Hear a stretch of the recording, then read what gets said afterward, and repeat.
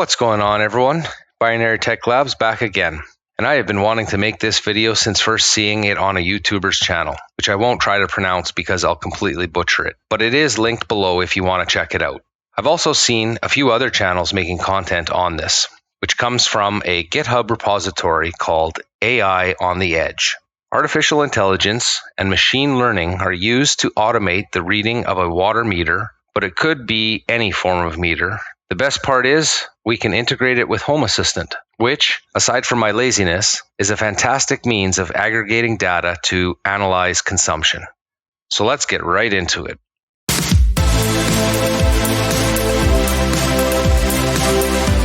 For this project, we are going to need an ESP32 CAM module, a 5-volt DC power source, a USB to TTL converter if you don't have the micro USB adapter board, which I wish I had because it makes programming ESP32 CAMs a lot easier. And lastly, a 16 gigabyte micro SD card for the hardware aspect of this project. We will also need a Home Assistant instance with a MQTT broker installed, Expressive's flash download tool, and some binaries from the GitHub repository for the software side of this project.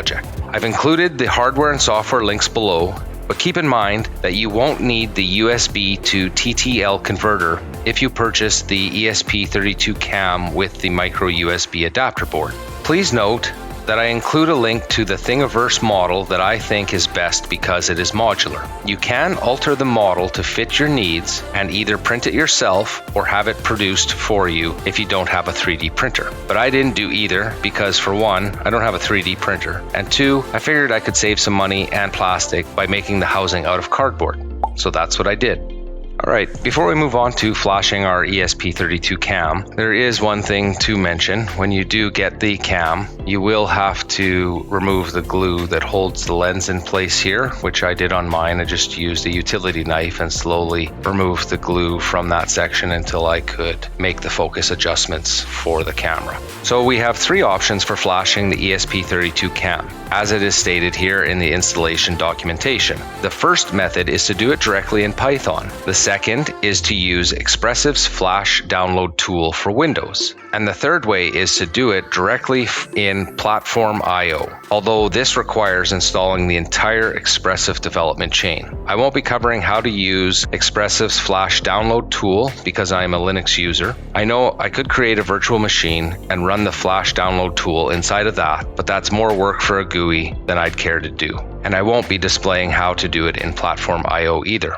Because Python is now multi-platform, you can do this from any OS you have, and it simply takes only a few lines of code. If you haven't already done so, Windows Subsystem for Linux 2, also known as WSL2, can be installed on all Windows 10 versions 16.07 and up, though it only supports 64-bit versions. WSLG, or Windows Subsystem for Linux GUI, is now included with Windows 10 Insider Edition 21.364 and up, Windows 11 version 22.000 and up, or Windows 11 Insider Preview version 21.362 and up. If you go that way, I'll provide a link with the instructions on how to set it up on your machine if it isn't already. Alright, now that we all have Python available to us, let's grab the files we will need for the next steps. In order to get all the files that we need, we go over to the project and under code, download zip.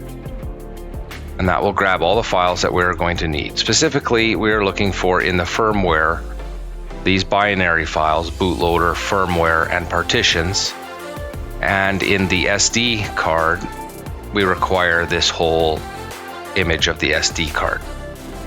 So it is easier to just download the whole code and grab the images out of firmware that we need and the images from the SD card. Now that we have downloaded all the files that we're going to need for this project, the next step is going to be to install the ESP tool. So let's open up a terminal window, and I will make this a lot larger so that it can be seen. And we're going to type the following command.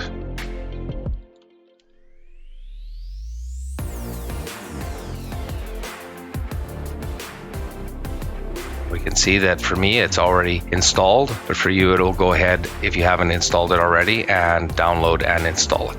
Now, I should mention that that command might not function with some Python installations, and you'll get an error. If this is the case, you could try the following commands. Instead of pip install, you would type pip3 install esptool. Or another one is python-m pip install esptool. Setuptools is also a prerequisite that is not installed by default on all platforms, and you can use the following command to install it.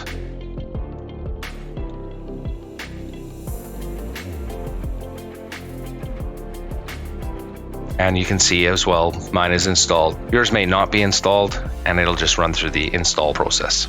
After these are installed, we can connect the ESP32 cam to the micro SD adapter card if you have one, or by using the USB to TTL converter if you are using the TTL converter. Here's a hookup diagram that you can follow to get yours hooked up. Just note, the ESP32 cam needs to be in flashing mode in order for us to be able to upload to it. So that is the reason for the jumper from GPIO 0 to ground.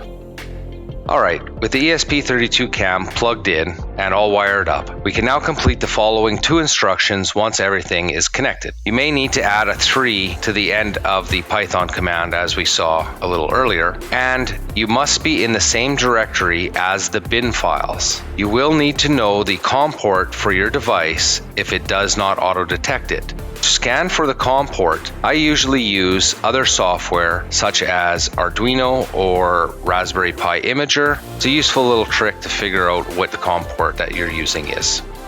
To show you in Arduino, blank sketch, and go to Tools and Port, and here you can see the COM port that it is using. Alright, let's start with erasing our ESP32 cam. This is the command that we will need.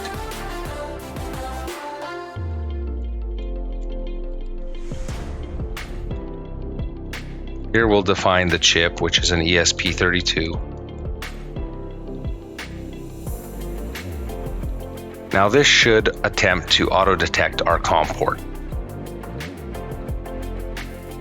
And here you can see that it has picked up the serial port that it is running on.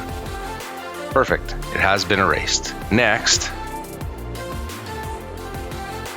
if you're wondering, the python-m and then the module name being esptool,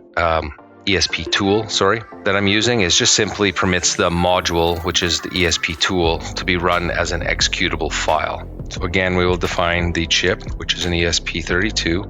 If you are having trouble, you can define the port this way, and then putting in your COM port 1, 4, 5, whatever it is. But mine is auto-detecting, so I will leave it. Then we type write flash. Then we have to give it the address. For the bootloader bin, it's going to be 0x01000, and then we tell it which bin or binary file to write in that location. And then just a space, and then the next address is 0x08000, and that is going to be partitions.bin, and the final one that we will write at address 0x10000 will be firmware.bin, and then just hit enter. I guess it helps if I actually specify the module, esptool. See, I didn't take my own advice. You have to be in the folder that has the binaries. We'll just run that command again. Actually, let's just clear the screen, and we'll just run that command again.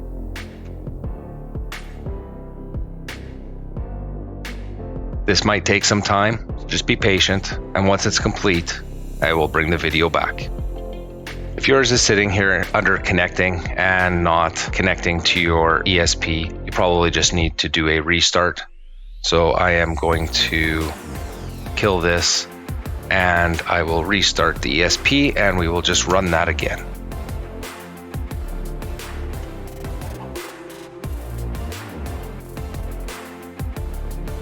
And as you can see, now that I've restarted it, put it back into its flashing mode, it connected right away. So again, this will take a little bit of time. Just be patient and I will bring the video back when it completes.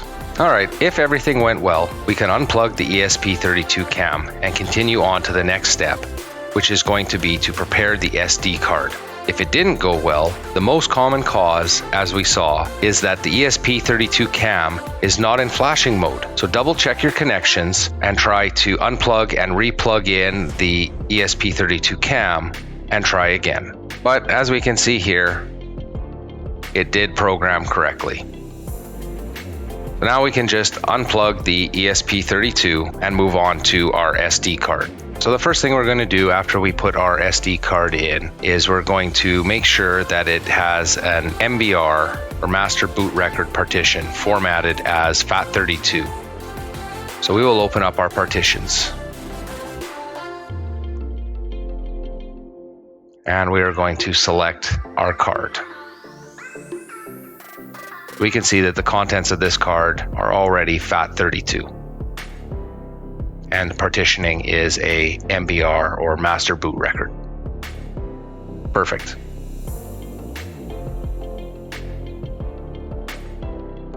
Great.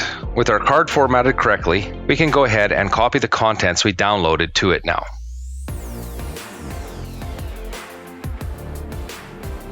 So in what we've copied, we're just going to go into the SD folder and we're going to copy everything to our SD card.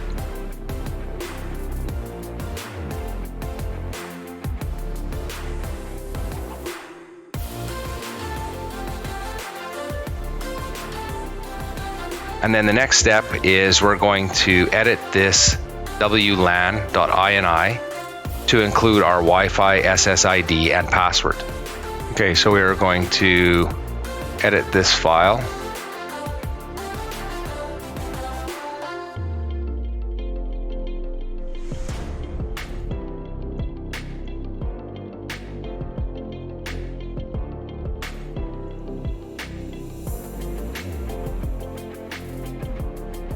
And as you can see, we need to change the SSID to the SSID that we are going to connect to. And then you put in your password for your SSID, and the host name, which it says here, is optional, and it gives some instructions if you're using a static IP address. Since I will be reading a water meter, I'm just going to leave mine as water meter for the host name. So I will go ahead and make the changes to this file, save it, and then we can eject our SD card. All right, I have got my SD card plugged into the ESP32 cam and have now powered it up. So you can set up the device by editing the config.ini file, but we're also given a captive portal on the device's IP address where we can configure it using a graphical editor, which is how I'm going to finish mine, and I recommend you do as well. So I found my IP address and I loaded it up, and this is the screen that we are presented with. Next. So the first thing is we want to create a new reference, but I don't actually have mine on my water meter just yet because I want to set the zoom. So I'm going to be going through the process of creating a new reference image like this, and then take image. And as we can see, the focus is out on it. So I'm just going to be playing around with adjusting the camera lens, coming back, clicking create new reference, taking the image and making sure that everything is in focus before I install it on my water meter. So as you can see, I have made my adjustments to the camera and the focus is as sharp as I can get it. It does take a little bit to do. So now what we want to do is we want to make sure that the numbers are in a perfect line. So that is where we're going to play around with some of these adjustments here.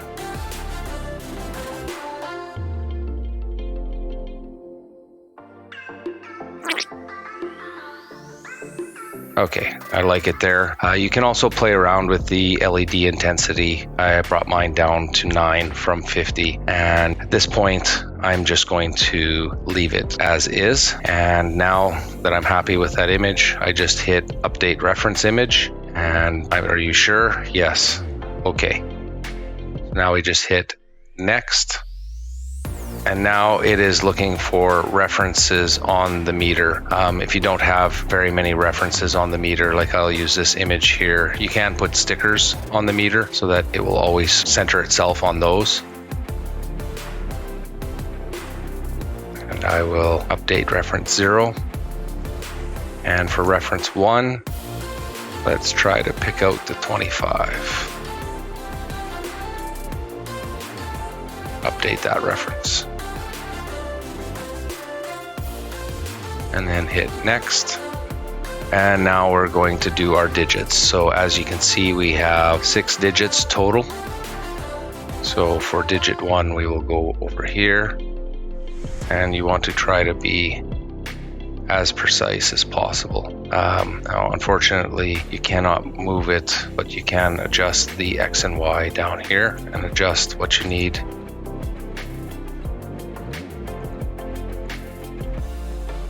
And we want to try to get it as centered as possible. So there is digit 1. And we click on our second one.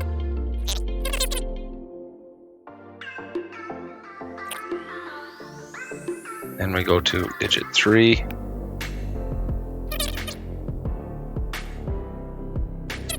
Okay, so now we will add a new digit after this one, and we'll just continue the naming. Dig 4.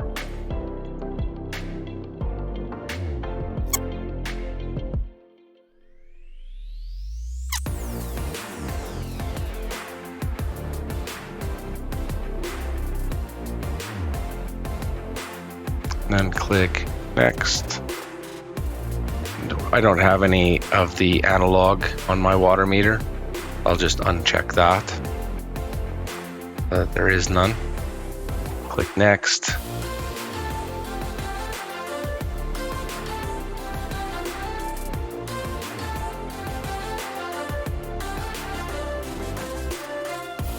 Okay, so we don't have any analog, so we will uncheck that.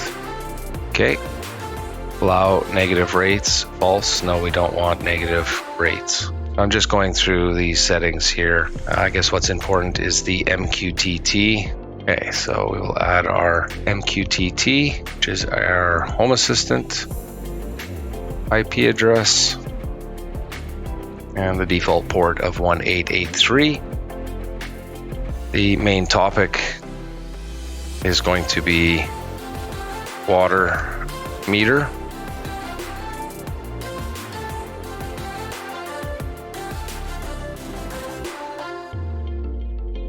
I will fill out the password before I save. And we have to change our time zone to PAUSEX. So I'll have to look that up, and I will make that change and then click the update config ini and come back when that is done. All right, I just updated the config.ini file and am now rebooting. So it said to give it about 30 seconds and then just refresh the page and it'll be in normal operation. So let's give it a shot. Now let's go over to Home Assistant and bring it in there. Okay, so in Home Assistant, we can see our MQTT broker, but we do have to add some lines of code to our configuration.yaml so that it knows what to subscribe to.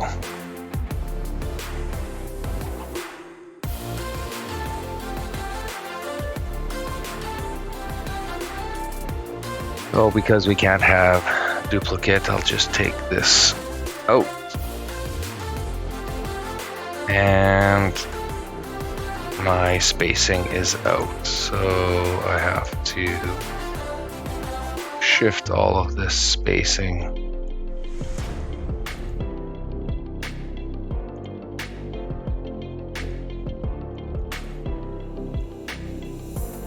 And there we go.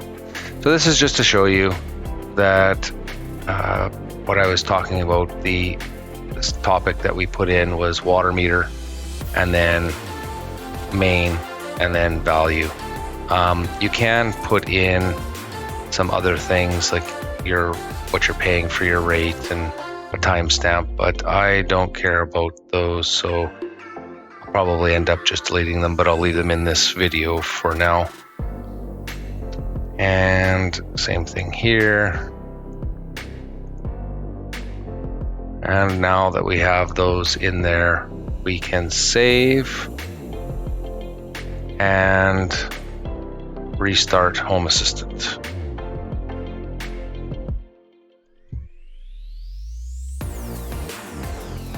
That is under configuration, settings.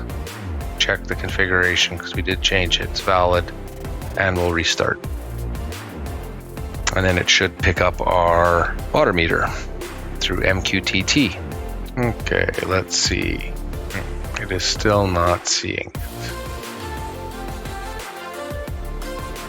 All right, I'm gonna have to do a little bit of digging, and I will bring the video back and I'll explain what happened.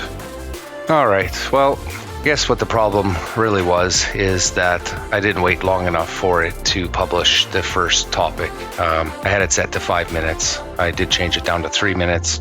And as soon as it did publish, it is bringing the readings in. So it is working. One thing that I could not get working is the rate. So if anyone out there knows how to set the rate, I would love to hear that in the comments. So this is where I leave you in today's video. If you've made it this far, thank you very much, and I hope I've added some value to your day. I'd love to hear from you in the comment section below, and I'll see you in future videos. Goodbye.